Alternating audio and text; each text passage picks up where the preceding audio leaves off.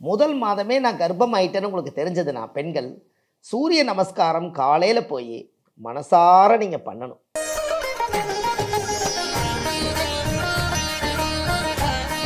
நிறமாச கர்ப்பிணி ஆகிறதுக்கு முன்னாடி 2வது மாதமே அந்த சந்திர ஒளி பரிகாரம் சந்திர பகவானை மேலே மனசார அண்ணாந்து பார்த்து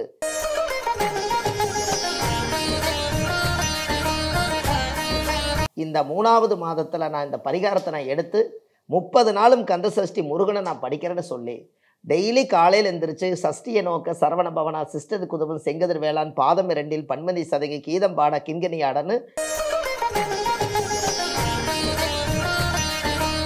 இந்த முருகர் பாருங்க, எல்லா முருகரையும் நீங்க கையெடுத்து கும்பிடுவீங்க, இவர் உங்களை கையெடுத்து கும்பிடுறாரு.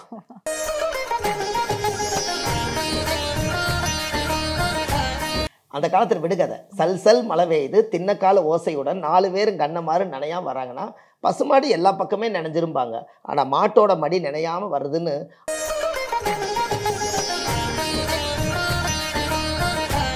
இந்த 6வது மாசத்துல 30 நாளும் 6 வடை வீடுக்கு முருகனுக்கு தீபம் ஏற்றி வச்சா இந்த முருகருடைய சக்தி எல்லாமே இந்த குழந்தைக்கு வந்து 6ஆம் இட நோய் கடன் எதிரி வழக்கு பிரச்சனை பிறக்கும் குழந்தைக்கு வராதுங்களா.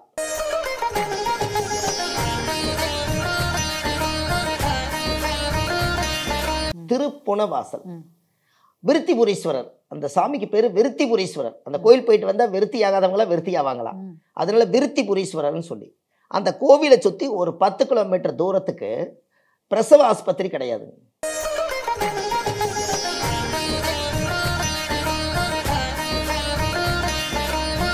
அந்த 9 கிரகம் ஆசீர்வாதம் பண்ணி 9 கிரகத்தையும் நீங்கள் அபிஷேகம் பண்ணி குளிர்ச்சி பண்ணால் நீங்கள் ஜோசியர்கிட்ட கொண்டு போய் கொடுக்கும்போது ஜாதக கட்டம் போட்டு 9 கிரகத்தை அடைக்கிறாங்கல்லங்க, இந்த குழந்தை 9 கிரகத்தை பிறக்காதுக்கு முன்னாடியே நவகிரகத்துக்கு நீங்கள் மண்ணத்தொட்டு கும்பிட்ட மாதிரி சாமி கும்பிட்டா அந்த நவகிரக தோஷம் இல்லாமல் அந்த குழந்தை சுத்த ஜாதகமாக பிறக்குமா.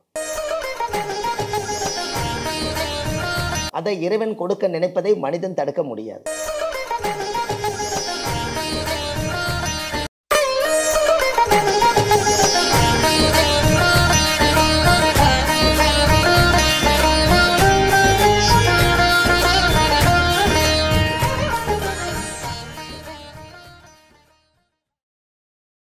வள்ளுவர் வாக்கு யூடியூப் தொலைக்காட்சிக்காக உங்கள் அனைவரையும் வரவேற்கிறோம். வணக்கம். இன்றைக்கு ஆதிகால பரிகாரங்கள் குறித்து பல சுவாரஸ்யமான தகவல்களை உங்களுடன் பகிர்ந்து கொள்வதற்காக நம்முடைய அரங்கிற்கு வருகை தந்திருக்கிறார் பாரம்பரிய திருவள்ளுவர் குல வம்சாவளி உதித்த பிரசன்ன ஜோதிட ஞானி டாக்டர் சுப மாரிமுத்து ஐயா அவர்கள். வாங்க அவரை வரவேற்கலாம். வணக்கம் ஐயா, நல்லா இருக்கீங்களா? வணக்கங்கம்மா, நல்லா இருக்கேங்கம்மா. அனைவருக்கும் வணக்கம். பாரம்பரிய திருவள்ளுவர் குல வம்சம் பிரசன்ன ஜோதிடர் சுப மாரிமுத்து திருப்பூர்லேருந்து இந்த பதிவு உங்களுக்காக. அம்மா சொல்லுங்கம்மா. அதாவது சார், குழல் இனிது யாழ் இனிது என்பர் மக்கட்சொல் கேளாதோர் அப்படின்னு சொல்லுவாங்க சார். அதாவது குழந்தை பாக்கியம்ங்கிறது வந்து எவ்வளோ முக்கியங்கிறது அது இல்லாதவங்களுக்கு தான் சார் தெரியும். இருக்கவங்களுக்கு வேற விதமாக இருந்தாலும் இல்லாதவங்களுக்கு ஐயோ நம்ம வீட்டில் ஒரு குழந்தை பேசாதா நடக்காதா ஓடாதா அப்படிங்கிற ஒரு ஆசை எல்லாருக்குமே இருக்குதான் சார். அந்த மாதிரி ஒருத்தவங்க வந்து தாய்மை அடைஞ்சிட்டாங்கன்னா அவங்க வந்து 10 மாதம் அந்த குழந்தையை சுமக்கிற அந்த பாக்கியம் கிடைக்கும் இல்லைங்களா? அவங்க ஒரு மாசமும் எப்படி அவங்கள கேர் எடுத்துக்கிட்டா நல்லபடியான குழந்தை, அறிவான குழந்தை, அழகான குழந்தை, நல்ல ஆயுசு உள்ள குழந்தை பிறக்கும் அப்படிங்கிறது தெரிஞ்சுக்கலாம்னு ஆசை. கண்டிப்பாங்கம்மா, கண்டிப்பாங்கம்மா. ரொம்ப சந்தோஷம் அம்மா. இந்த மக்களுக்காக ஒரு கர்ப்பிணி பெண்ணாக இருந்து ஒரு குழந்தை, புண்ணியமான குழந்தை இந்த பூமிக்கு வர்றதுக்காக ஒரு அற்புதமான கேள்வி கேட்டிருக்காங்க. இப்போது இந்த உலகத்தில் ஒரு தாயுடைய கருவறையில் இருந்து ஒரு கரு உருவாகி ஒரு குழந்தை இந்த பூமிக்கு வர்றதே இந்த உலக மக்களில் ஏதாவது ஒரு நல்லது செய்யறதுக்காகத்தான். ஆனால் பாவமோ சாபமோ என்னன்னு தெரியல, யாரோ முன்னோர்கள் செய்த பாவத்தினுடைய அந்த ஜீன் கனெக்டிட்டு இந்த குழந்தைங்க வந்து எதோ கஷ்டங்களை அனுபவிச்சுட்டு இந்த பூமியில் ரொம்ப சிரமப்படுறாங்க. நீங்கள் இந்த சிரமப்படாமல் நல்ல முடியாக ஒரு புண்ணியமான குழந்தை உங்கள் குடும்பத்தில் வேணும்னா இந்த ஆதிகால பரிகாரம் மூலியமாக உங்களுக்கு ஒரு அற்புதமான ஒரு விளக்கத்தை உங்களுக்கு கொடுக்குறேன். அதாவது ஒரு மாதம் ஒரு பெண்ணுக்கு வந்து கரு உருவாயிருச்சுன்னா அவங்க சொல்லுவாங்க 30 நாள் ஆச்சுங்க, நாங்கள் முழுகாமல் இருக்கோம், நாங்கள் வந்து இப்போ வரைக்கும் நாங்கள் வந்து மாதம் எப்போவுமே மாதவிடாய் வந்து எனக்கு இருக்கும், ஆனால் இந்த மாதம் என்னமோ எனக்கு தெரியல, கடவுள் கொடுத்த கிஃப்டாட் இருக்குது, இந்த மாதம் எனக்கு குழந்தை நிற்கிற மாதிரி இருக்குதுங்கம்பாங்க. அப்படி தெரிஞ்சதுன்னா அது முதல் மாதமாக நீங்கள் எடுத்துக்கணும். அப்போ அந்த முதல் மாதம் வந்து இந்த உலகத்தில் தந்தை ஒரு பெரிய காரணம். ஏன்னா தாய் வந்து கர்ப்பத்துக்குள்ளே இருந்து ஒரு குழந்தைய சுமந்து இந்த பூமிக்கு கொண்டு வர வேண்டிய கடமை தாய்க்கு சொந்தம். தகப்பனுக்கு என்ன அப்படின்னு கேட்டிங்கன்னா, நம்மளுடைய உயிரிலிருந்து ஒரு தாயுடைய கருவறைக்குள்ள உயிர் போய் அந்த உயிருக்குள்ளே இருந்து ஒரு குழந்தை இன்னொரு உயிர் தப்பிச்சு வெளியில் வந்து இந்த பூமிக்கு வரணும். அப்போ தந்தை ஒரு பெரிய ஒரு காரணம். அப்போது அந்த ஒரு முக்கியமானது என்னென்னு கேட்டால், குழந்தை உருவாகிறதுக்கு அப்பா ஒரு காரணம். இந்த அப்பா என்ன கிரகம்னு கேட்டால் சூரியன் தான். அப்போ இந்த உலகத்திலேயே ஏன் சூரியனை முதல் வச்சுக்கிறாங்கன்னா, ஒரு உயிர் உற்பத்தி ஆகிறதுக்கு சூரியன் தான் காரணம்.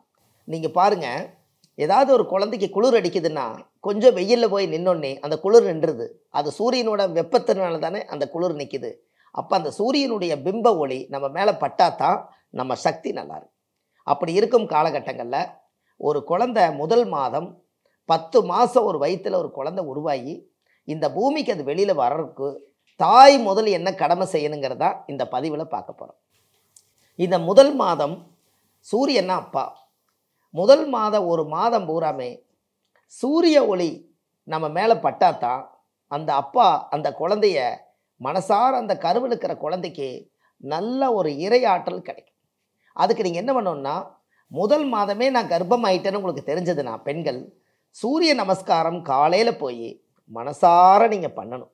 காலையில் எந்திரிச்சு போய் என்னென்னு பண்ணணும், சூரிய பகவானே என் வயிற்றில் வளரக்கூடிய குழந்தை இந்த பூலோகத்துக்கு வர்றதுக்கு முதல் மாதம் நான் கர்ப்பத்தில் என்னுடைய குழந்தையை நான் சுமக்கிறேன்.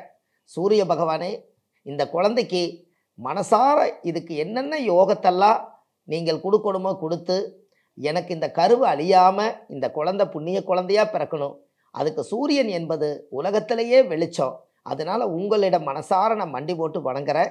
சூரிய பகவானே ஓம் சூரியாய நமக, சூரிய கிரகாய நமக, சூரிய தேவாய நமக, சூரிய தேவதோ பிரகாய நமக.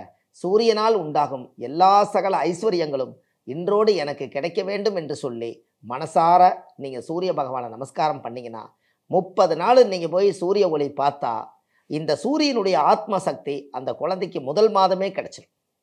என்னங்கம்மா? Super sir. முதல் மாதமே அந்த குழந்தைக்கு மனசார கிடைச்சிடும். அடுத்தது 2வது மாதம் சந்திர ஒளி பரிகாரம். அதாவது முதல் சூரியன், 2வது சந்திரன். தினமும் நிலாவை பார்த்து நிறமாச கர்ப்பிணி ஆகிறதுக்கு முன்னாடி 2வது மாதமே அந்த சந்திர ஒளி பரிகாரம் சந்திர பகவானை மேலே மனசார அண்ணாந்து பார்த்து அந்த சந்திர பகவானே ஓம் சந்திராய நமக, சந்திர கிரகாய நமக, சந்திர தேவாய நமக, சந்திர தேவதோ பிரகாய நமக. சந்திரனால் உண்டாகும் எல்லா சகல ஐஸ்வர்யங்களும் எனக்கு தருவாய் நமோ நமகன்னு சொல்லி அந்த சந்திர பகவான் என்பது தாய் மனசார என்னுடைய குழந்தை என் வயிற்றில் இருக்கிற குழந்தைக்கு இறையாற்றல் சூரியனும் சந்திரனும் என்னைக்கும் என்னுடைய உடம்புல வாசம் செய்து எனக்கு பிறக்க போகும் குழந்தைக்கு உங்களோட ஆத்ம சக்தியும் அந்த சந்திரனுடைய சக்தியும் கிடைக்கும்னு 2வது மாதம் கர்ப்பிணியாக இருக்கிறவங்க மனசார 2வது மாதம் நிலாவை கும்பிடணுங்க. அதாவது வீட்டிலிருந்து கும்பிடலாமா? அதாவது இரவு நேரத்தில் நிலாவை பார்த்து கும்பிடணும். ஆமாங்கம்மா, இரவு நேரத்தில் நிலாவை பார்த்து கும்பிடலாங்க. பௌர்ணமி அன்னைக்கு இவங்க போய் கர்ப்பிணியாக இருக்கக்கூடியவங்க வீட்டு வாசல்லையே உட்கார்ந்துங்க கூட ஒரு கண்ணாடி இருக்குது பார்த்தீங்களா, அந்த கண்ணாடியும் ஒரு சொம்பு தண்ணி எடுத்து வச்சு அந்த கண்ணாடி வச்சிங்கன்னா மேலே இருக்கக்கூடிய நிலா வந்து கண்ணாடியிலேயே விழுந்துடும்.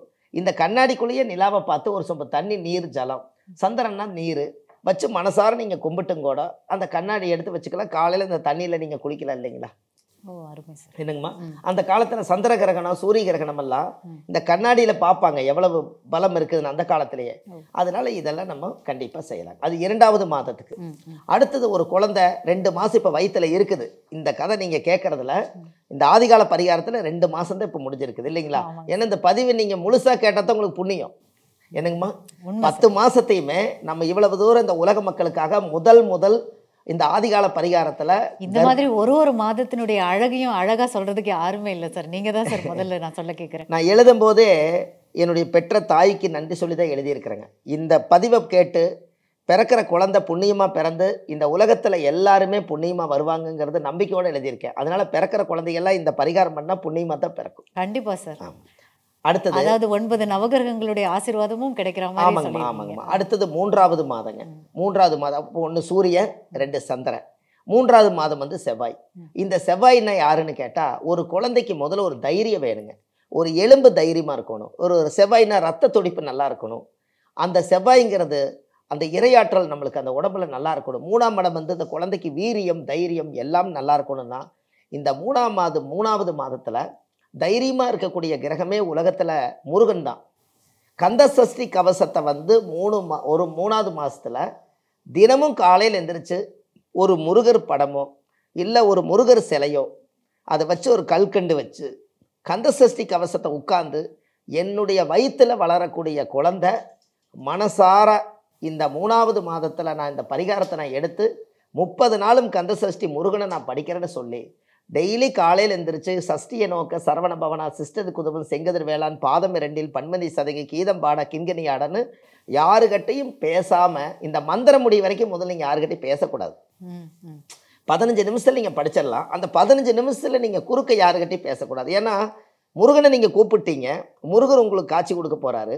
நம்ம இடையில பேசிட்டோம்னா அது ஒரு இதாயிரும் இல்லைங்களா. அந்த மந்திரம் முடிஞ்சு கடைசியில் சரவண பவவோம்னு முடிய வரைக்கும் யாருக்கிட்டையும் பேசாமல் அந்த மந்திரத்தை 3 மாதம் படிக்கும்போது அந்த குழந்தையும் கேட்டுட்டு இருக்குமா. அப்போ இடையில டிராபிக் வரக்கூடாது இல்லைங்களா. கண்டிப்பாக சார். 3வது மாதத்தில் அந்த குழந்தை மனசார என்னுடைய அம்மா வந்து நான் நல்லா இருக்கணுங்கிறதுக்காக குழந்தை கேட்டுட்டு இருக்குமா. தாய் வந்து குழந்தை நல்லா இருக்கணும்னு சொல்லி தாய் படிச்சுட்டு இருக்குமா. அப்போ இந்த இடையில யாரும் இல்லாமல் நம்ம 3வது மாதத்தில் அந்த கர்ப்பிணி பெண் வந்து முருகனை நினச்சி இது நீங்கள் சொல்கிறீங்க சார், தாய் படித்தா போதுமா, இது தந்தையும் படிக்கலாமா? ஆமாங்கம்மா, பங்கு இருக்குல்லங்கம்மா. அதாவது தாய் தகப்பன் 2 பேர்த்துக்கு பங்கு இருக்குதுங்கம்மா. அந்த காலத்தில் உங்களுக்கு ஒன்று தெரியுங்களா, இன்னைக்கு எல்லாருமே தாடி எல்லாம் நல்லா வச்சுக்கிறாங்க இல்லைங்களா. இது ஒரு பேஷன் மாதிரி இப்போ ஆயிடுச்சு. ஆதி காலத்தில் தன்னுடைய மனைவி வந்து குழந்தை வயிற்றில் இருந்துட்டா கிராமத்தில் வந்து ஷேவ் பண்ண மாட்டாங்க.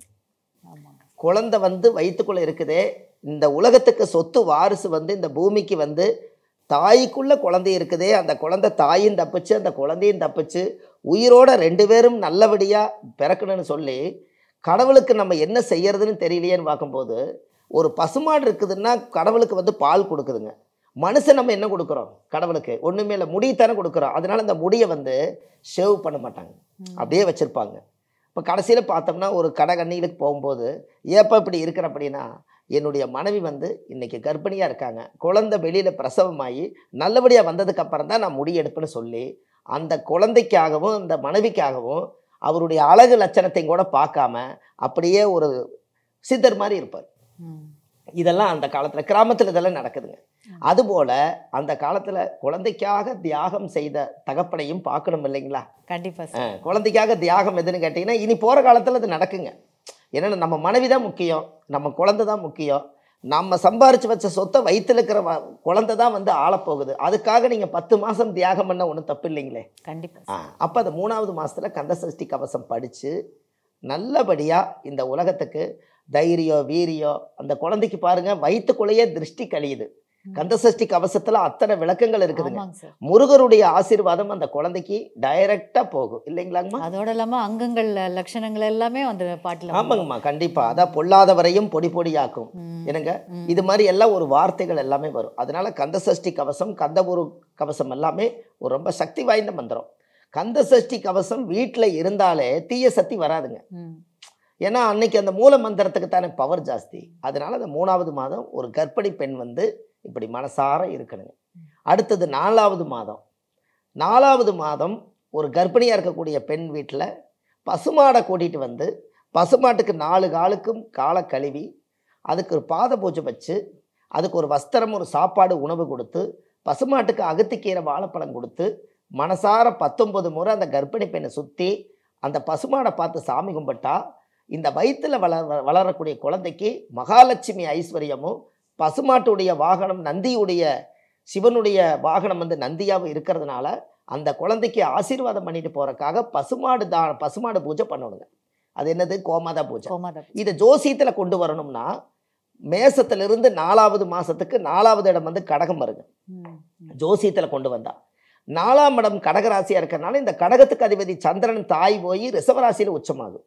இந்த ரிஷபம் வந்து ரிஷபத்தில் உச்சமாக இருக்கிறனால தான் ரிஷப வாகனம் வந்து மேசாடு, ரிஷப வாகனம் மாடு. அதனால 4வது மாதம் பசுமாட்டை கூட்டிகிட்டு வந்து ஒரு ஆசீர்வாதம் வாங்கிக்கணும். இப்போ வீடெல்லாம் கட்டினா 4ஆம் இடம் வீடு வாகனம் சொத்துன்னா முதல்ல பசுமாடை கொண்டு வந்து பூஜை பண்ணுறாங்க இல்லைங்களா. அதனால அந்த ஒரு 4வது மாதத்தில் பசுமாடு பூஜை பண்ணி அந்த குழந்தைக்கு வறுமையில்லாத வாழ்க்கை செல்வத்தோடு வாழ்கிறதுக்கு பசுமாடு வந்து 4வது மாதத்தில் கூட்டிகிட்டு வந்து பூஜை பண்ணுவாங்க. ஆதி காலத்துல எல்லாம் பார்த்தீங்கன்னா வீட்டுக்கு கறவு மாடு இருக்குங்க. அந்த காலத்தில் என்ன பண்ணுவாங்கன்னா நிறமாச கர்ப்பிணியாக இருந்தாலும் கூட அவங்க என்ன பண்ணுவாங்கன்னா அந்த பசுமாட்டுக்கு உண்டான பணிவிடையெல்லாம் செய்யறதுல அவங்களுக்கு ஆல்ரெடி அந்த தோஷ நிவர்த்தி ஆகிருக்குது. எல்லா வீட்லேயும் கறவு மாடு இருக்கும். ஒரு 2 ஏக்கரா 3 ஏக்கரா பூமி இருக்குங்க.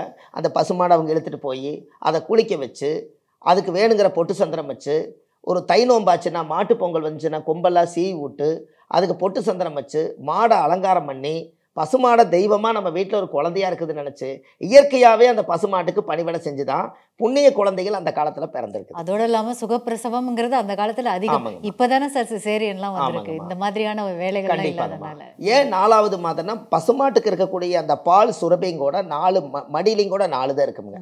அதனால தான் அந்த காலத்தில் சொல்லுவாங்க, சல் சல் மழை பெய்து தின்னக்கால் ஓசையுடன் 4 பேரும் கண்ணமாறு நனையாமல் வர்றாங்கன்னு சொல்லுவாங்க. எப்படிங்கம்மா? அந்த காலத்தில் விடுகதை. சல் சல் மழை பெய்து தின்னக்கால ஓசையுடன் 4 பேரும் கண்ணமாறு நனையாமல் வராங்கன்னா பசுமாடு எல்லா பக்கமே நினைஞ்சிருப்பாங்க. ஆனால் மாட்டோட மடி நினையாமல் வருதுன்னு அந்த காலத்தில் விடுகதையே பசுமாட்டு கொண்டு வந்திருக்காங்க. இதெல்லாம் ஆதிகால வார்த்தை. இன்னைக்கு இது கிடைக்குங்களா? கண்டிப்பாக சார் கிடைக்காது. இதெல்லாம் தான் அந்த காலத்தில் 4வது மாதம். இது எப்படி நான் பரிகாரம் எடுத்துருப்பேன்னு சொல்லுங்கள். ஆதிகால பரிகாரம் இதெல்லாம் நம்ம எங்கள் அம்மாவோட மடியில் படுத்திருக்கும் போது இந்த கதையெல்லாம் சொல்கிறாங்க. இன்றைக்கி அவங்கள நினச்சி நீங்கள் சொல்ல வேண்டியதாக இருக்குது பாருங்கள். அது பெற்ற தாய்க்கு தான் நன்றி. என்னங்கம்மா? இப்போ 4வது மாதத்துக்கு பசுமாடு பரிகாரம். அடுத்தது 5வது மாதம். அந்த பொண்ணு கர்ப்பமாக இருந்து 5வது மாதம் வந்தால் 5ஆம் இடம் தான் குலதெய்வம். அந்த குலதெய்வம் கோவிலில் போய் தாய்க்கு வந்து ஒரு ஜாதகத்தை கொண்டு போய் வச்சு பிறக்கும் குழந்தை எனக்கு இந்த குலதெய்வத்தோட சக்தி என்னோட வயிற்றில் வளர்கிற குழந்தைக்கு எனக்கு இப்போவே வரம் கொடுங்கன்னு அந்த குழந்தை போய் குலதெய்வத்துக்காக இவங்க தேங்காவையோடு உடைக்கணும். தாயோட ஜாதகத்தை வச்சுங்க. ஏன்னா தாய்க்குள்ள வயிற்றுக்குள்ள பிள்ளை இருக்குது. அப்போ அந்த குலதெய்வம் கோயிலுக்கு நீங்கள் குழந்தைய கூட்டிகிட்டு போகிற மாதிரி தான். குழந்தை வயிற்றுக்குள்ளே தானே வருதுங்க. நீங்கள் குழந்தைய கூட்டிகிட்டு போகிற மாதிரி தான்.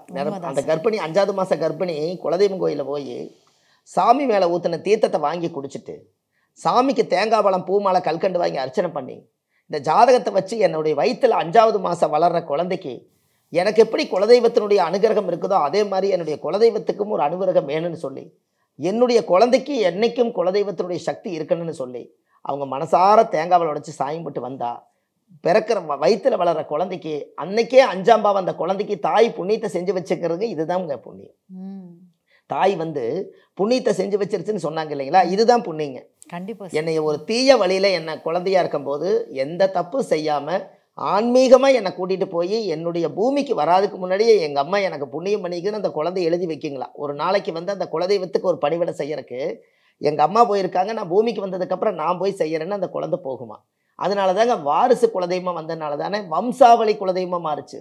இது 5வது மாதம். இந்த பரிகாரத்தை நீங்கள் செய்யலாம். இந்த பெண்கள் எல்லாம் கேட்டுட்டு இருக்கிறவங்களுக்கு கொஞ்சம் இன்ட்ரெஸ்டாக இருக்குன்னு நினைக்கிறேங்க. கண்டிப்பாக சார். அதாவது யாருமே இது மாதிரி யோசிச்சது இல்லை. ஏதாவது சாமி கும்பிட்டா நல்லது, நல்ல இசையை கேட்டால் நல்லது அப்படின்னு நிறைய பேர் சொல்ல கேட்டிருக்கோம். அதாவது இந்த மாதிரி ஒவ்வொரு மாதத்துக்கும் வந்து இப்படி வந்து கேர் எடுத்துக்கிட்டோம்னா இதுலேயே தெரிஞ்சிருச்சு சார். சூரியன் சந்திரன் அப்படின்னும் போது அறிவு செல்வம் எல்லாமே சேர்ந்து வந்துருச்சு. மிச்சம் பின்வரும் மாதங்களையும் தெரிஞ்சுக்கிறதுக்காக ஆவலாக காத்துட்ருக்காங்க. அதுதாங்கம்மா, அது அந்த ஒரு எதிர்பார்ப்பு மக்களுக்கு இருக்குங்க. ஏன்னா இப்போ கூட ஒருத்தர் அடடா நான் முதல் மாதம் மறந்துட்டேன் 2வது மாதம் மறந்து இப்போ ஒரு 5வது மாதம் நான் கர்ப்பிணியாக இருக்கிறேன் இப்போ 5வது மாதத்தை பற்றி அவர் சொல்கிறாரு. இதுலேருந்தாவது நம்ம கண்டினியூ பண்ணலான்னு ஒரு குலதெய்வம் கோயிலுக்கு கூட இந்த மாதம் போயிட்டு வருவாங்க இல்லைங்களா? கண்டிப்பாக சார். இதெல்லாம் தான் ஒரு மனிதனுக்கு ரொம்ப தேவைங்க. அப்போ இது 5 மாதம் ஆச்சு. இனி அடுத்தது 6வது மாதம். ரைட். இப்போ இந்த 6வது மாதம் வயிற்றில் ஒரு குழந்தை உருவாச்சுன்னா 6 படை வீடு கொண்ட திருமுருகன்னு சொல்லி 6 பேர் இருக்காங்க இல்லைங்களா? திருத்தணி பழனி இல்லைங்களா? எல்லாமே நீனே வருதுல்ல. திருத்தணி பழனி அப்புறம் திருப்பரங்குன்றம் இல்லைங்களா? அப்புறம் திருச்செந்தூர் பழமுதிர்ச்சோலை சுவாமிமலை இப்படி ஒரு 6 முருகர்கள் வந்து அந்த 6 மண் விளக்கு ஏற்றி வீட்டிலையே 6 முருகரையும் நினச்சிங்க. 6 முருகருடைய படம் கிடைச்சாலும் சரி இல்லை முருகர் படம் கிடைச்சாலும் சரி வச்சு 6 விளக்கு தீபம் போட்டு இந்த 6வது மாதத்தில் 30 நாளும் 6 படை வீடுக்கு முருகனுக்கு தீபம் ஏற்றி வச்சா இந்த முருகருடைய சக்தி எல்லாமே இந்த குழந்தைக்கு வந்து 6ஆம் இடம் நோய் கடன் எதிரி வழக்கு பிரச்சனை பிறக்கும் குழந்தைக்கு வராதுங்களா? வேற என்ன சார் வேணும் வாழ்க்கையில்? அவ்வளோதாங்கம்மா. இது இல்லாமல் இருந்தால் வாழ்க்கையில் ஏதோ ஒரு அசுர வளர்ச்சிக்கு நம்ம போயிடலாம். அப்போது இந்த முருகரோட சக்தி பாருங்க. ஆதி காலத்தில் இருந்தே விநாயகரையும் கூட வந்து தலையை வந்து மனுஷன் தலையை மாற்றினாங்க. முருகர் தத்துருவமான உடம்பு இல்லைங்களா? ஒரே உருவம். ஆமாம். அப்போ முருகருக்கு வந்து அந்த பவர் இருக்கிறனால தான் பாருங்க, அந்த ஜாயிண்ட் இல்லாமல் இருக்கிறனால அவருக்கு சரியான கூட்டமாக இருக்குதுங்க. இன்னைக்கு டெண்டர் என்னன்னு கேட்டிங்கன்னா, இந்த முருகரை பற்றி 6 வட வீட்டுக்கும் நிறைஞ்சு எல்லா மக்களும் போய் காவடி எடுக்கிறாங்க, பால் குடம் எடுக்கிறாங்க, மொட்டை அடிக்கிறாங்க, சந்தனம் பூசிக்கிறாங்க, நிறைய கந்தசஷ்டி கவசம் வீட்டில் படிக்கிறாங்க. முருகன் கோயிலையுமே பார்த்தீங்கன்னா கூட்டம் தான் சார். இது ஒரு வகையில் எதுக்குன்னு கேட்டிங்கன்னா, செவ்வாய் என்பது பூமிகாரகனுங்க. இவங்க முருகனை கும்பிட இவங்க குடும்பத்தில் பிறக்கிறவங்களுக்கு செவ்வாய் தோஷம் முதல் நிவர்த்தி ஆகும். அருமை சார். இது முதல் நம்மளுக்கு மக்களுக்கு தெரியணும் இல்லைங்க. இவங்க முருகன் கோயில் போனால் முதல்ல என்ன தோசை விலகுன்னு தெரியணும் இல்லைங்க. முதல்ல ஜாதகத்தில் பிறக்கும் குழந்தைக்கு செவ்வாய் தோசை நிவர்த்தியானா கல்யாண மூச்சு வச்சா ஒரு தார வாழ்க்கை வாழலாம், 2 தார தோசம் போயிரும் இல்லைங்க. இது மெயின் நம்மளுக்கு தெரியணும். அதனால தான் நான் காலையில் ஒரு யூடியூப் சேனலில் அடிக்கடி சொல்கிறதே, நீங்கள் காலையில் எந்திரிச்சு முதல் காலை கொண்டு போய் பூமியில் வைக்கிறீங்க, எல்லா நேரம் பூமியில் செருப்பு போட்டு நடக்கிறீங்க, அதை உதச்சிட்டு நடக்கிறீங்க, குதிச்சுட்டு நடக்கிறீங்க, கடப்பாறை எடுத்து குத்துறீங்க. என்னைக்காவது ஒரு நாள் பூமாதேவி உங்களை சுமந்துட்டு இருக்குது, என்னைக்காவது ஒரு நாள் நீங்கள் பூமாதேவியை 3 தடவை தொட்டு கும்பிட்டுருக்கிறீங்களா?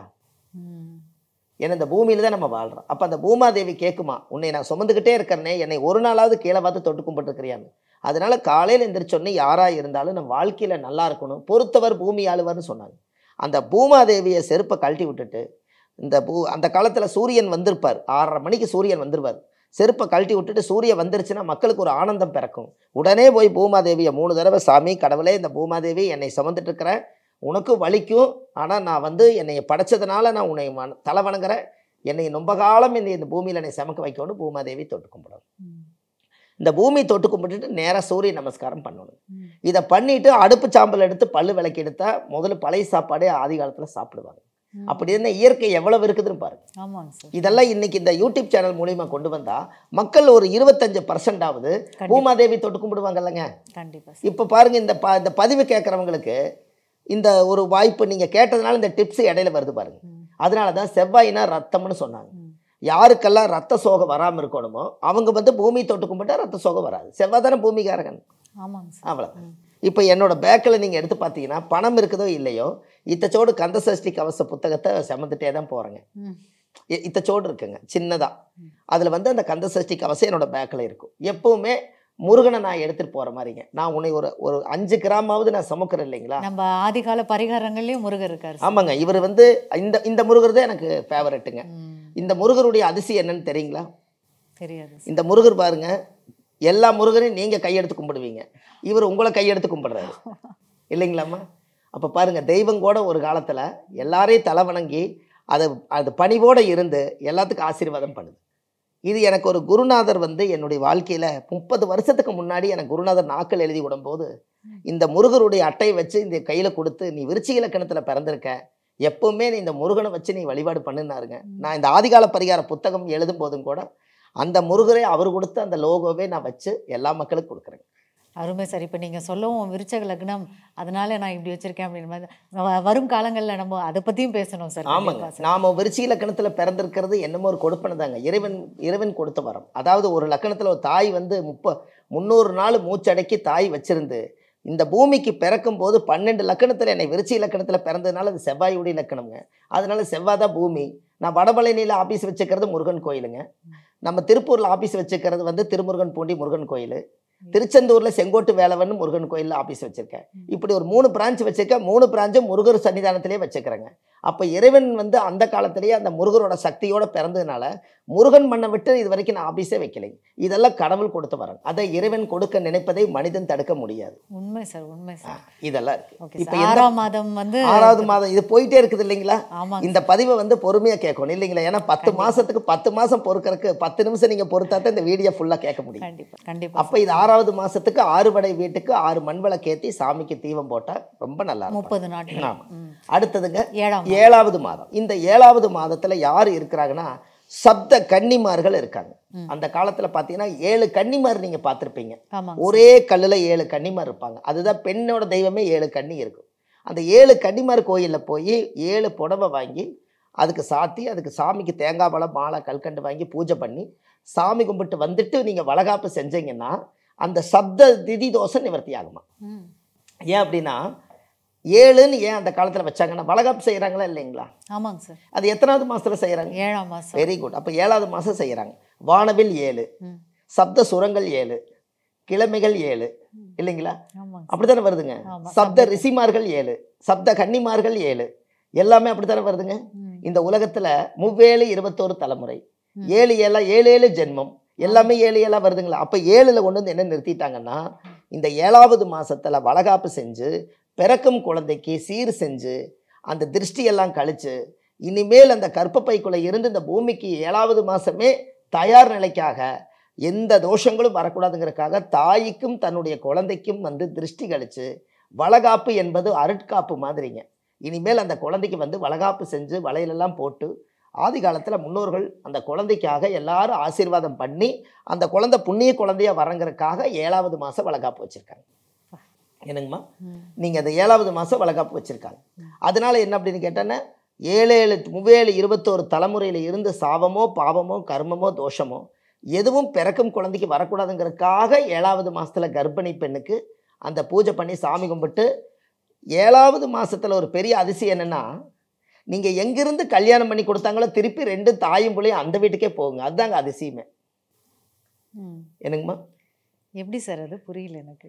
7வது மாதத்தில் வந்து நீங்கள் புருஷன் வீட்டில் வந்து வளகாப்பு செய்கிறீங்க. புருஷன் வீட்டில் வளகாப்பு செஞ்சு எங்கே தாட்டி விடுறீங்க? ஓகே. எங்கே தாட்டி விடுறீங்க? அம்மா வீட்டுக்கு அனுப்புறது. அப்போ 3 தாய் சேர்ந்துருதுங்க. தாயோட வீட்டிலிருந்து வந்து இது ஒரு தாயாக போகுது. அந்த இடத்துல தாங்க 3 பேர் சேர்றாங்க. கரெக்டுங்களா? அங்கே தான் சங்கமம் ஆகுது. அப்போ தாயோட வீட்டில் வந்து ஒரு குழந்தை உருவாகி கல்யாணம் ஆகி இன்னொரு வம்ச குழந்தையை சுமந்துட்டு போய் தான் பிறந்த வீட்டிலேயே தன் குழந்தை பெற்று அந்த வீட்டு வம்சத்தை காப்பாற்றுறதுக்கு இந்த தாய் வீட்டிலேருந்து ஆசீர்வாதம் வாங்கிட்டு அந்த வீட்டுக்கு போகுது. எப்படி இருக்குதுன்னு பாருங்க. அருமை சார், அருமை. எனக்குமா இது 7வது மாதத்தில் வளகாப்பு செஞ்சு அவங்கள அழகாக கூட்டிகிட்டு வந்து அந்த குழந்தைக்கு சேவையான அற்புதமான விஷயத்தை அது செய்வாங்க. அப்போ இந்த 7வது மாதத்தில் வளகாப்பு எதுக்காக செய்கிறாங்க அப்படிங்கிறது இதுதான் அதனுடைய கணக்கு. அப்போ இந்த 7வது மாதத்தில் அவங்களுக்கு செய்ய வேண்டிய சீர் உங்களுக்கு ஒன்று தெரியுங்களா? புதுக்கோட்டை மாவட்டம் பக்கத்தில் திருப்புணவாசல்னு ஒரு ஊர் கோயிலுங்க. திருப்புணவாசல் விருத்திபுரீஸ்வரர், அந்த சாமிக்கு பேர் விருத்திபுரீஸ்வரர். அந்த கோயில் போயிட்டு வந்தால் விருத்தி ஆகாதவங்களா விருத்தி ஆவாங்களாம். அதனால விருத்திபுரீஸ்வரர்னு சொல்லி அந்த கோவிலை சுற்றி ஒரு 10 கிலோமீட்டர் தூரத்துக்கு பிரசவ ஆஸ்பத்திரி கிடையாது. எல்லா குழந்தையுமே வந்து வீட்டிலேயே சுகப்பிரசவங்க. இன்னைக்கும் அந்த ஊரில் போய் பார்த்தீங்கன்னா பிரசவ ஆஸ்பத்திரி இல்லை. எவ்வளவு நவீனம் பிறந்துருச்சுங்க. ஆனால் அந்த காலத்திலேயே அந்த 10 கிலோமீட்டர் தூரத்துக்கு விருத்திபுரீஸ்வரர் கோயிலில் இருந்து 10 கிலோமீட்டருக்கு பிரசவ ஆஸ்பத்திரி இன்னைக்கும் கிடையாது. அந்த 10 கிலோமீட்டர் தாண்டி நீங்கள் போனால் தான் அந்த பிரசவத்துக்கு போய் நீங்கள் ஏதாவது சிசரின்னு எல்லாம் சொல்லுவாங்க. அப்போ சுகப்பிரசவம் வேணும்னா நம்ம அங்கே போய். ஆமாங்க. அது என்ன பண்ணுவாங்கன்னா விருத்திபுரீஸ்வரருடைய கோவிலில் சிவன் இருக்காரு. அதுக்கு பக்கத்தில் வலது பக்கம் அந்த பக்கத்தில் அம்பாள் சன்னதி இருக்குது. அந்த அம்பாள் சன்னதியில் இருக்கக்கூடிய சாமி வந்து அந்த பிரசவத்தாய் அது. அதனால் அந்த ஊரில் யார் வளகாப்பு செஞ்சாலும் ஒரு விலையில கொண்டு போய் அந்த அம்பாளுக்கு போட்டு வந்தாங்கன்னா அந்த வீட்டில் சுகப்பிரசவம் ஆயிருங்களா. அப்படின்னா பாருங்க, இதெல்லாம் இன்னைக்கு யூடியூப்ல நம்ம கேட்டதுனால மக்களுக்கு இது போய் சேருது. கண்டிப்பாக. அப்போ இந்த 7வது மாதம் வளகாப்பு செஞ்சவங்க எல்லாரும் அந்த கோவிலில் வந்து பிரசவ ஆஸ்பத்திரினா அப்போ அந்த விருத்தீஸ்வரர் கோயிலுக்கு போய் கூட நீங்கள் யாரோ ஒருத்தர் அவங்க வீட்டுக்காரங்க கூட போய் சாமி கும்பிட்டு வந்தா குழந்தைக்கு வந்து எந்த சேதாரம் இல்லாமல் இந்த பூமிக்கு வரும் இல்லைங்களா. இது 7வது மாதம்.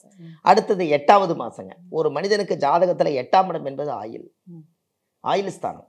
ஆயுள் நல்லா இருக்கணும் அப்படின்னா ஆயுள் சோமம் செய்யணும். அது வந்து ஆயுள் நல்லா இருக்கணும். முதல் நம்ம வருமுன் காண்பது.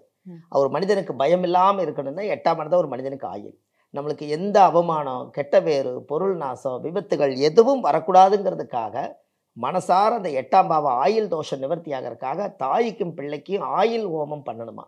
அந்த ஆயுள் ஹோமம் செய்யலைன்னா சாகாத வரம்பெற்ற சபரிமலையின் ஐயப்பன் கோயிலில் போய் அங்கே தான் எப்பவுமே ஆயுள் ஹோமம் பிறந்ததுங்க. அவர் வந்து சாகாத வரம்பெற்றவர் தான் சபரிமலை ஐயப்பனுங்க. ஏன் அப்படின்னு கேட்டிங்கன்னா மஞ்சம்மா தேவி வந்து கல்யாணம் பண்ணிக்கிறேன்னு சொல்லி ஐயப்பா காய் உருட்டுவாங்க. என்னைக்கு கன்னிச்சாமி என்னை பார்க்க வரலையோ அன்னைக்கு நான் மஞ்சம்மா தேவியை கல்யாணம் பண்ணிக்கிறேன்னு ஐயப்பன் இன்னைக்கு வரைக்கும் கல்யாணம் பண்ணல. அப்போ அவரோட பேரே என்ன அப்படின்னு கேட்டிங்கன்னா சாகாத வரம் பெற்ற சபரிமலை ஐயப்பன். அப்போ ஆயுள் பலம் வாங்கியிருக்கிறாரா இல்லைங்களா.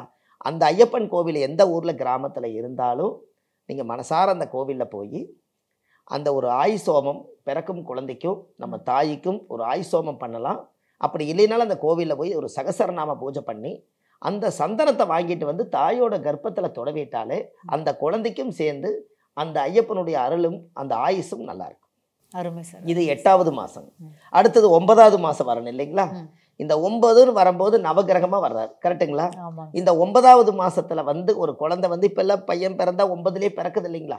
அதில் 9 பிறந்த உடனே 9 நவகிரகத்துக்கு அபிஷேகம் பண்ணணுங்க. அபிஷேகம் பண்ணி இந்த தாயுடைய குழந்தைக்கும் இந்த தாய்க்கும் எல்லாத்துக்கும் வீட்டில் குடும்ப அர்ச்சனை பண்ணி பூஜை பண்ணி சாமி கும்பிட்டு அந்த குழந்தை 9 முறை நவகிரகத்தை சுற்றி வந்தால் 9வது மாதம் 9 நவகிரகம் ஆசீர்வாதம் குழந்தைக்கு பண்ணுமா. அந்த 9 கிரகம் ஆசீர்வாதம் பண்ணி 9 கிரகத்தையும் நீங்கள் அபிஷேகம் பண்ணி குளிர்ச்சி பண்ணால் நீங்கள் ஜோசியர்கிட்ட கொண்டு போய் கொடுக்கும்போது ஜாதக கட்டம் போட்டு 9 கிரகத்தை அடைக்கிறாங்கல்லங்க. இந்த குழந்தை 9 கிரகத்தை பிறக்காதுக்கு முன்னாடியே நவகிரகத்துக்கு நீங்கள் மண்ணத்தொட்டு கும்பிட்ட மாதிரி சாமி கும்பிட்டா அந்த நவகிரக தோஷம் இல்லாமல் அந்த குழந்தை சுத்த ஜாதகமாக பிறக்குமா. என்னங்கம்மா?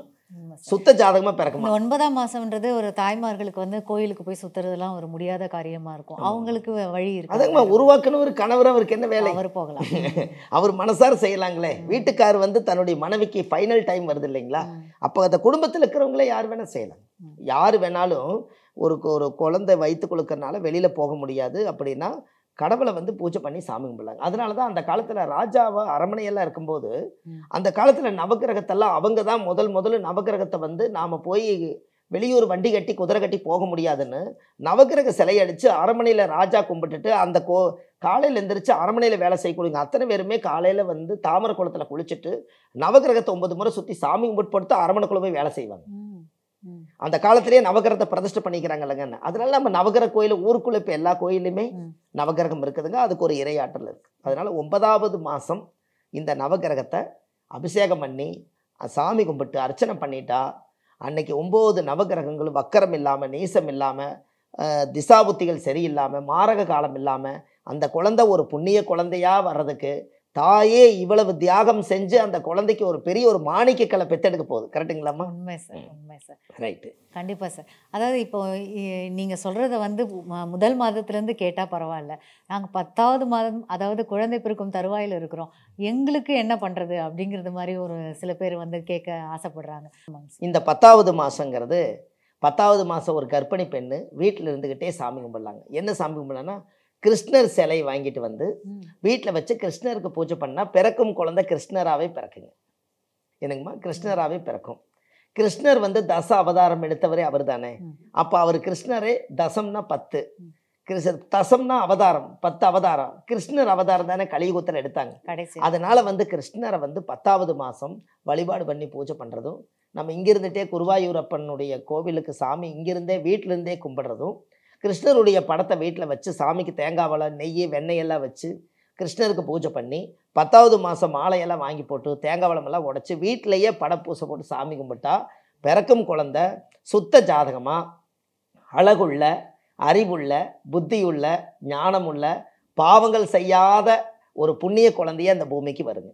அருமை சார். என்னங்க? அப்போ 10 மாதம் ஒரு பெற்ற தாய் இந்த 10 மாதத்துக்கு உண்டான சரியான ஆதிகால பரிகாரத்தை மனசார செய்தா அந்த குழந்தை அந்த ஊருக்கு நல்லது செய்யும், இந்த உலகத்துக்கு நல்லது செய்யும். அது கோயில் கட்டி நாளைக்கு கும்பாபிஷேகம் பண்ணி வைக்கும்.